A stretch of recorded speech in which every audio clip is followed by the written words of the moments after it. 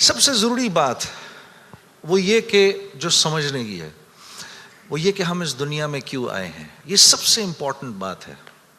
ہم اس دنیا کے اندر آئے ہیں ایک شاندار آخرت بنانے کے لیے. ہم اس دنیا میں کیوں آئے ہیں؟ ایک شاندار آخرت بنانے کے لیے. جو اس نیت سے دنیا میں زندگی گزارتا ہے اللہ رب العزت دنیا اس کی خود بناتے ہیں. انسان اپنی محنت سے اپنی دنیا نہیں بنا سکتا. انسان اپنی محنت سے اپنی دنیا نہیں بنا سکتا. وہ اپنے آپ کو نہیں بنا سکتا تو باقی دنیا کیا بنائے گا؟ ٹھیک ہے. میں چاہوں کہ میری جوانی کبھی بڑھاپے کی طرف نہ جائے، یہ ہو نہیں سکتا. میرا اپنے اوپر تو زور چلتا نہیں ہے. نہ میں اپنی مرضی سے آیا، نہ اپنی مرضی سے رہ رہا ہوں، اور نہ اپنی مرضی سے دنیا سے جاؤں گا. یہ کیسی دنیا ہے کہ اس کی کوئی بھی چیز میرے قابو میں نہیں ہے. آپ یہاں رہتے ہیں، میں کراچی میں رہتا ہوں، کوئی لاہور میں رہتا ہے، کوئی پنڈی میں رہتا ہے، اور آپ کو پتہ ہے کہ یہاں آپ اپنی مرضی سے نہیں آئے ہوئے. یہ بھی بڑی عجیب بات ہے. قرآن میں اللہ فرماتے ہیں 5 چیزیں ایسی ہیں جس کے بارے میں کوئی نہیں جانتا. جو اس کے بارے میں جو بات کر رہا ہے سب غلط کر رہا ہے.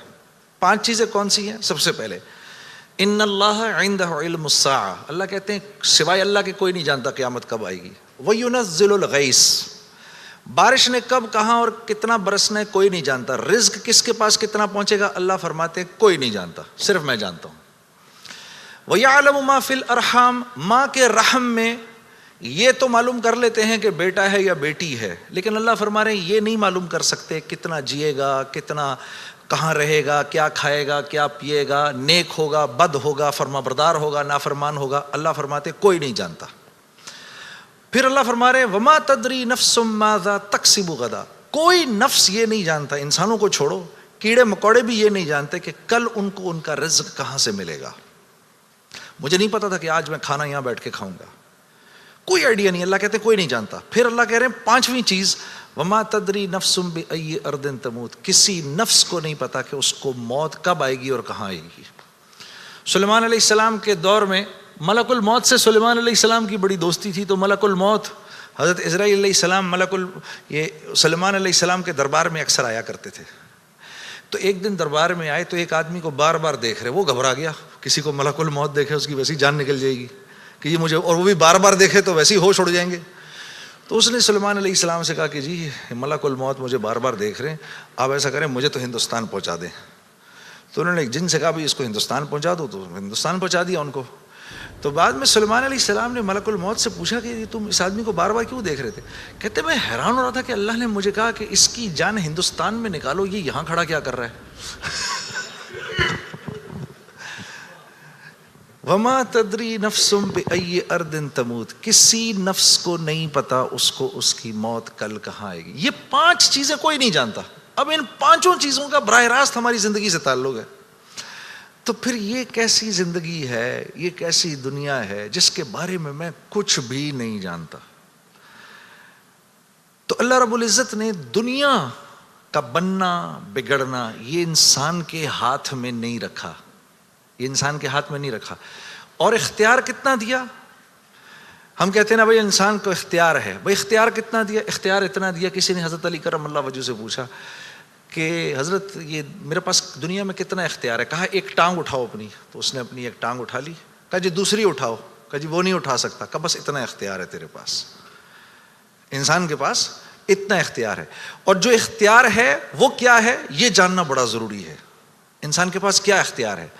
اللہ نے انسان وہ واحد مخلوق ہے پوری کائنات میں جو اپنی جان کے استعمال کو بھی جانتی ہے اور چیزوں کے استعمال کو بھی جانتی ہے. انسان کے علاوہ اور کسی مخلوق کو یہ نہیں پتا کہ میں نے اپنی جان کو کیسے استعمال کرنا ہے اور چیزوں کو کیسے استعمال کرنا ہے. گھوڑے کو نہیں پتا کہ میں نے اپنے آپ کو کس کام میں لگانا ہے اور میں نے بکری کا کیا استعمال کرنا ہے. بکری کو نہیں پتا کہ میں کس کام کے لیے دنیا میں آئی ہوں. اس کو کوئی آئیڈیا نہیں ہے کہ بلی کا میں نے کیا استعمال کرنا ہے. بلی کو نہیں پتا میں کیوں آئی ہوں، اور بلی کو یہ بھی نہیں پتا کہ میں نے کتے کے ساتھ کیا کرنا ہے. ٹھیک ہے. انسان وہ واحد مخلوق ہے جس کو اللہ نے یہ شعور دیا فَأَلْهَمَهَا فُجُورَهَا وَتَقْوَاهَا. میرے دوستو یہ وہ آیت ہے جس کو اللہ نے 7 قسمیں کھانے کے بعد بیان کیا. 7 قسمیں کھائیں اس آیت کو بیان کرنے سے پہلے. جیسے میں کہوں میری بہن اللہ کی قسم رسول کی قسم، قرآن کی قسم، تیرے باپ کی قسم، تیری ماں کی قسم، 6 قسمیں تو یہ کھائیں. پھر آخر میں فرمایا وَنَفْسٍ وَمَا سَوَّاهَا. اچھا چل کسی کی قسم نہیں مانتا تو میرے بندے مجھے تیری جان کی قسم، فَأَلْهَمَهَا فُجُورَهَا وَتَقْوَاهَا. کل قیامت کے دن آ کے مجھے نہیں کہنا یا اللہ مجھے نہیں پتا تھا سیاہ کیا ہے اور سفید کیا ہے. مجھے نہیں کہنا کل یہ قیامت کے دن، کیونکہ فَأَلْهَمَهَا الہام کیا ہے، میں نے تجھے الہام کیا ہے. اچھائی اور برائی کا فرق میں نے تیرے اندر ڈالا ہے اور یہ ڈال کے تجھے دنیا میں بھیج دیا ہے. جیسے کوئی بھی معاشرہ ہو اس میں سچ اچھا سمجھا جاتا ہے، جھوٹ برا سمجھا جاتا ہے، چاہے وہ مسلمانوں کا معاشرہ ہو چاہے غیر مسلموں کا ہو. بے ایمانی ہر معاشرے میں بری سمجھی جاتی ہے، ایمانداری ہر معاشرے میں پسند کی جاتی ہے. راست بازی، سچائی، بینگ اپ رائٹ، یہ ہر معاشرے میں پسند کیا جاتا ہے، اور ظلم ہر معاشرے میں برا سمجھا جاتا ہے. جسٹس ہر معاشرے میں اچھا سمجھا جاتا ہے، قتل ہر معاشرے میں برا سمجھا جاتا ہے. تو اللہ پاک فرما رہے یہ چیزیں دے کے میں نے تمہیں دنیا میں بھیجا ہے، میں نے تمہیں تمہاری جان کا استعمال بتا دیا، چیزوں کا استعمال بھی سکھا دیا. تو یا اللہ میں نے جان کا کیا استعمال کرنا ہے، میں نے جان کا کیا استعمال کرنا ہے. ہاں تو اللہ پاک فرما رہے قد افلح من زکاہا. تو نے اپنی جان کا تزکیہ کرنا ہے تو تو کامیاب ہو جائے گا. وقد خاب من دساہا. اور اگر اپنے نفس کو تو نے کھلا چھوڑ دیا تو برباد ہو جائے گا. اب ان 2 باتوں پر علماء نے تفسیروں کی تفسیریں لکھ دی ہیں. اب نفس کا تزکیہ کیا ہے؟ نفس کو ہر اس چیز سے روکنا جس کو اللہ نے منع کیا ہے، یہ نفس کا تزکیہ ہے. سامنے نامیرا عورت ہے، اب نہیں دیکھ سکتے اس کو. ہاں وہ سامنے سے آئی، نظریں جھکا لی. اب نظریں جھکا لی، اسی لمحے پچھلے سارے گناہ معاف ہو جاتے ہیں. اور اللہ ایمان کی وہ حلاوت دیتے ہیں جو آپ نماز میں محسوس کریں گے. پھر آپ نہیں کہیں گے کہ جی میں نماز پڑھتا ہوں میرا تو دھیان ادھر نکل جاتا ہے. پھر آپ نہیں کہیں گے. کان کو ہر وہ چیز سننے سے روکنا جس کو اللہ نے منع کیا، ہر اس چیز کو سننا جس کا حکم دیا. ہاتھ کو ہر اس جگہ استعمال کرنا جس کا حکم، ہر اس چیز سے روکنا جس سے منع کیا. تو نفس کا تزکیہ اللہ فرما رہے ہیں جب تم دیکھ دیکھ کر میری رعایت رکھ کے زندگی گزارو گے تو تم اس دنیا میں کامیاب ہو جاؤ گے. اور تمہیں کامیاب کون کرے گا؟ ہم کریں گے. تم خود کامیاب نہیں ہو سکتے. ہاں یہ موت کے بعد ہوگا. فرشتے اعلان کریں گے وَلَكُمْ فِيهَا مَا تَشْتَهِي أَنفُسُكُمْ. اب کیونکہ تم نے دنیا میں تو ویسے کر لیا جیسے اللہ نے چاہا، ٹھیک ہے، اللہ کی رضا پر راضی رہے، تو اب وَلَكُمْ فِيهَا مَا تَشْتَهِي، اب جو کچھ تم چاہ رہے ہو انفسکم وہ پورا ہوگا. کیوں؟ نزلا من غفور الرحیم، کیونکہ تم اب غفور الرحیم کے مہمان بننے والے ہو. تو اب جو چاہو گے پورا ہوگا.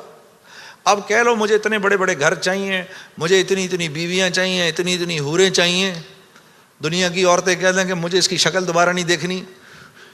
ہاں جی میں آ رہا تھا نا ادھر، تو اب میرے سفر میری بیوی تنگ آ گئی تھی.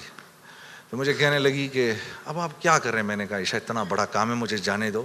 تم جنت میں میرے سے 500 سال پہلے نہیں جانا چاہتی؟ تو کہنے لگی وہاں بھی اکیلا ہی بھیجنا.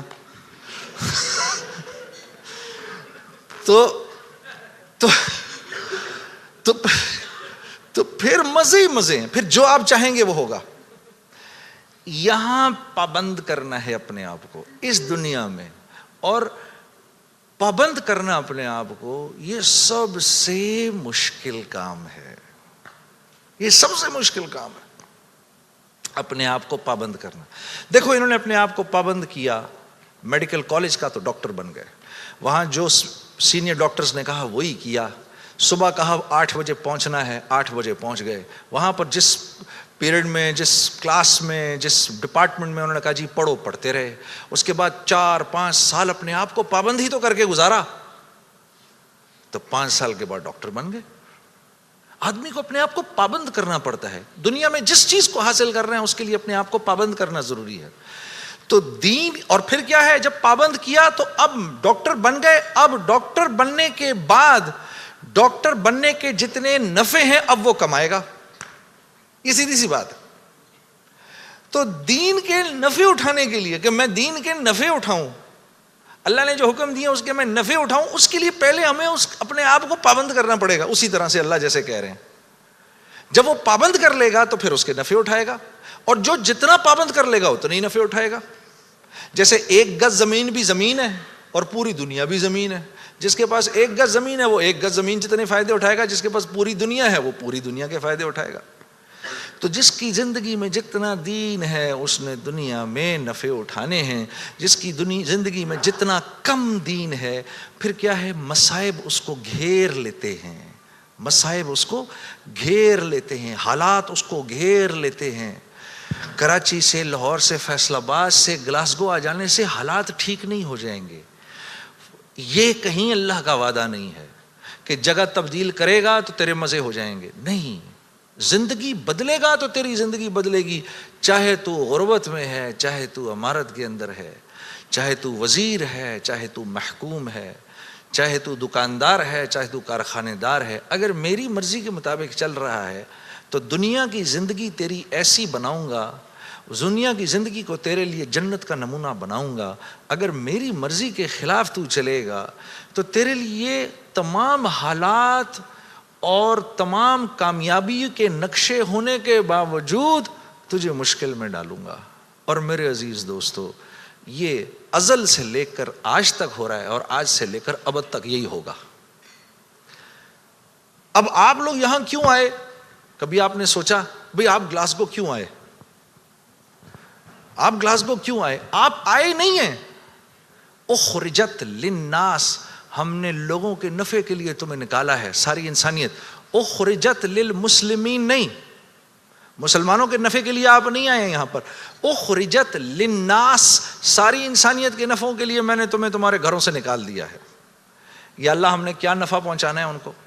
تأمرون بالمعروف وتنہون عن المنکر، تم نے اچھائی خود کرنی ہے اور ان کو اچھائی کر کے دکھانی ہے. برائی سے خود بچنا ہے اور برائی سے خود بچ کے ان کو کر کے دکھانا ہے. آپ یہاں اس لیے آئے ہوئے ہیں، میں قرآن بتا رہا ہوں آپ کو.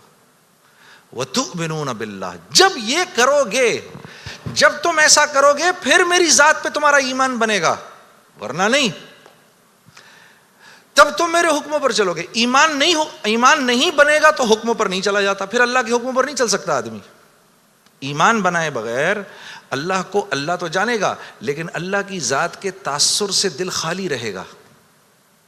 اللہ کی ذات کے تاثر سے، جیسے ابھی بھائی کہہ رہے تھے نا، دل، ابھی امجد بھائی کیا کہہ رہے تھے؟ دل اللہ کا گھر ہے. اس کا کیا مطلب ہے؟ اس کا مطلب یہ ہے، اللہ فرما رہے ہیں میں ساری کائنات میں کہیں نہیں سما سکا ہوں تو صرف ایک مومن کے دل میں آ کے سما سکتا ہوں. کیا مطلب ہے اس بات کا؟ اس بات کا مطلب یہ ہے کہ جیسے میں بھائی کے گھر مہمان آؤں، اگر یہ مجھ سے محبت کرتے ہیں، اگر میرا ان کا ایک تعلق ہے تو یہ کیا کریں گے؟ میرے آنے سے 2-3 دن پہلے ہی گھر کو صاف کر دیں گے، گھر صاف کریں گے. پھر جس کمرے میں نے رہنا ہوگا اس کا کوشش کریں گے کہ بھئی یا تو اگر اس میں اٹیچ باتھ روم ہے تو باتھ روم کلین کیا جائے. پھر اگر باتھ روم قریب میں یا اگر وہاں اندر نہیں ہے تو قریب میں جو باتھ روم ہے اس کو صاف کیا جائے. گھر کی شیٹس بیڈ پہ نہیں لگیں، پردے صاف ہوں، قالین صاف ہو. بھئی بچوں کو اب کمرے میں نہیں چھوڑنا، بھئی خراب نہ ہو جائے، بھئی کل آ رہے ہیں، بھئی جنید صاحب کل آ رہے ہیں یہاں پر. یہ کیا مطلب ہے اس کا؟ یہ مجھ سے محبت کرتے ہیں، یہ نہیں چاہتے کہ میرے دل میں ذرا سی بھی خلش آئے کہ یار یہ مجھے کس کمرے میں. یا کبھی ایسا ہوا ہے کہ گھر میں کوئی نیا مہمان آ رہا ہو تو جس کمرے میں اس کو ٹھہرانا ہے اس کمرے میں بچے بھی کھیل رہے ہیں، گند بھی ہو رہا ہے، اور جب آئے تو بچوں کو کہا کہ ایسا کریں یہ بچے بھی ادھر ہی کھیلتے رہیں گے، تسی بھی اپنا سامان اتھے ہی رکھ دو کدھرے. کبھی کیا ہم نے اپنے مہمان کے ساتھ؟ تو دل میں ہو اللہ کے غیر کی محبت اور ہم کہیں یا اللہ تو بھی آ جا ادھر، ایسا نہیں ہوتا. ایک حیادار عورت ہوتی ہے نا، حیادار عورت، وہ پہلے اپنے شوہر کے دل میں اپنی محبت دیکھتی ہے. وہ پہلے اپنے شوہر کے دل میں اپنی محبت دیکھتی ہے دور سے رہ کر. جب اس کو نظر آ جاتا ہے کہ اس کے دل میں میری محبت ہے، پھر قریب آ کے اپنے شوہر کے سینے سے لگتی ہے. لیکن ایک بے باک عورت تو یہ بھی نہیں دیکھتی کہ یہ شوہر ہے یا کون ہے، ڈائریکٹ چھلانگ مارتی ہے. ہاں جی. تو اللہ رب العزت اور نیکی، مثال دے رہا ہوں میں، مثال کے طور پر ایک حیادار عورت کی طرح ہوتے ہیں. وہ پہلے آپ کے دل میں اپنی جگہ دیکھے گا, اللہ پہلے آپ کے دل میں اپنی جگہ دیکھتے ہیں, لیکن اگر اس کے اندر اللہ کے غیر کا تعفن ہے, اسی لیے تو پھر نماز میں دل نہیں لگتا. اچھا پھر نماز میں دل نہیں لگتا, پھر تھوڑی دیر بعد شیطان کہتا ہے بھائی کیا یار ٹائم ویسٹ کر رہا ہے یار, چھوڑ کوئی اور کام کر. ادھر اس نے نماز چھڑائی, ادھر شیطان نے نماز چھڑائی, ادھر آپ اور میں گئے کام سے. ادھر نماز گئی, ادھر ہم گئے, بس چھٹی, اب فارغ. اب فٹ بال کی طرح شیاطین کبھی لات ادھر سے ادھر ماریں گے, کبھی ادھر سے ادھر ماریں گے, کبھی ادھر سے ادھر. برکت بھی گئی, زندگی کی برکت گئی, مال میں برکت گئی. جو فجر کی نماز جان بوجھ کے چھوڑتا ہے اس کے چہرے سے اللہ صلحہ کا نور نکال دیتے ہیں. جو ظہر کی نماز جان بوجھ کے چھوڑتا ہے اس کے رزق میں سے برکت ہٹا دی جاتی ہے. جو عصر کی نماز جان بوجھ کے چھوڑتا ہے اللہ اس کے جسم کی طاقت کو سلب کر لیتے ہیں, یہ بیمار رہتا ہے اندر سے, اس کو بیمار رکھتے ہیں. جو مغرب کی نماز جان بوجھ کے چھوڑے گا اس کو اس کی اولاد سے کبھی کوئی نفع نہیں ہوگا, اس کی اولاد ساری زندگی اس کی نافرمان رہے گی. جو عشاء کی نماز جان بوجھ کے چھوڑے گا اس کو کبھی راحت چین کی نیند نہیں آئے گی. تو اس کے علاوہ میں نے دنیا میں کرنا کیا ہے, اور یہی 5 چیزیں تو چاہیے مجھے دنیا کے اندر.